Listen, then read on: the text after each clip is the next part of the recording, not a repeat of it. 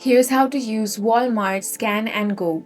First, launch open the Walmart application on your device. Make sure to log into your account. To use Scan and Go, you need Walmart Plus membership. Tap on the Scan and Go icon on the home screen, or you can simply head over to your account and tap on the Walmart Plus Benefits tab. Here, hold your phone's camera over the barcode of any item you want to buy to instantly add it to your digital cart. Once you have added all the items that you want to purchase to your cart, you can simply head over to your cart. Now, tap on the checkout button at the bottom of your phone screen, then walk straight to the self-checkout area and use your phone's camera to scan the large QR code shown on the physical register screen.